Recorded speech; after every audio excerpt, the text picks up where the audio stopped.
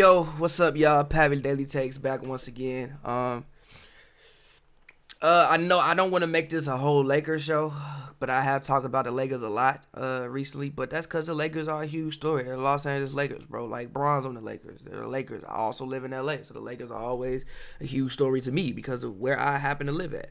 And I've been on record saying the Lakers don't look good. They still don't look good. The game against Indiana didn't do them any justice. But I think one of the reasons why they don't look good is because they miss Rajon Rondo. There was a point in time in the Indiana game, I think it was in the third quarter.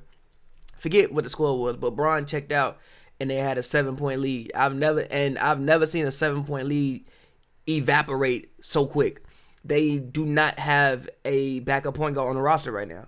Avery Bradley is with his family. Caruso is not I like Caruso. I think Caruso hustles hard. I think he, does some of the dirty work that other people may not do. But Alex Caruso should not be setting up your running pick and rolls. That ain't Alex Caruso. Alex Caruso threw a lob to Anthony Davis. I don't ever want to see him throw ever again. Quinn Cook. I like Quinn Cook. I think Quinn Cook plays hard. I think that, he's a guy that can knock down an open shot. I think he can take 2 dribbles and pull up. Quinn Cook also should not be entrusted with setting up your offense and actually running sets. I've never seen Quinn Cook have that responsibility ever in life, and he shouldn't have that, at least in the NBA when he was with Golden State. He never had that responsibility, and I don't think that he should be entrusted that responsibility on the Lakers. I think that, he's a great catch. Like I said, he's a great catch and shoot guy. He can put it on the floor, take 2 dribbles and pull up, and I think that that's what Quinn Cook is best served doing. But they miss Rajon Rondo, and I know Lakers fans, his net rating is this and his net. I don't care about all of that, bro. And his net rating with Bron on the court. Want to know why his net rating is not favorable with Bron on the court? Because for some weird reason, the Lakers will put Rajon Rondo in the damn corner like he's Kyle Korver and put Bron at the top of the key. Like, when have you ever Rajon Rondo placed in the corner? That's not what Rajon Rondo does. Rajon Rondo is a point guard in the truest sense of being a point guard. He's not a corner 3-point shooter. You can do that with Avery Bradley. That's what Avery Bradley is good for, which is also why I think Avery Bradley not being there is a big miss for them, and also why I thought that he was a good pickup. Avery Bradley, I don't have stats sitting in front of me right now, but I think that a couple years he did shoot 40% from the corners. Rondo, even though he's become a much better shooter, and he's not a terrible shooter anymore. Like Rondo, you can't just leave Rondo open all game and expect no consequence to happen, but it's still Rondo. Like, Rondo being in the corner is not getting the best version of Rondo. So that's also probably why the net rating, when Bron is on the court with Rondo, his net rating isn't good, because he's not Rondo, for the most part, usually when he with LeBron James, isn't being utilized to the best of his ability. And that's no knock on LeBron.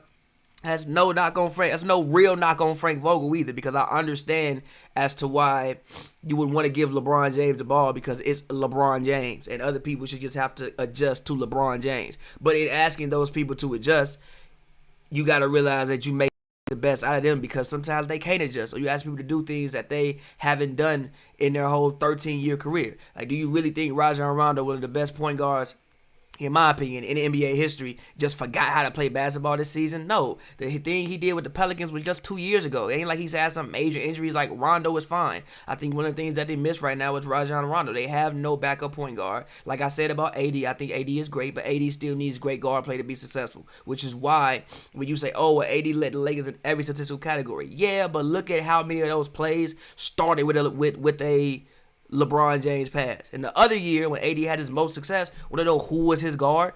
Rajon Rondo. AD needs great guard play to be successful. I mean, you even saw the Indiana game, when you double team AD, he don't look the same. He look like he don't know what to do. So again, you need to run pick and roll. You need to put AD in certain spots, and that's also why I think that this Lakers team is suffering so much right now when LeBron James leaves the floor. And also for LeBron, I think at his age, as initiate all his offense for other people and for himself from the top of the key isn't always the best. I think that sometimes you should maybe put him on the block and ask him to initiate offense from the block. Or, maybe you want to get him closer to the rim.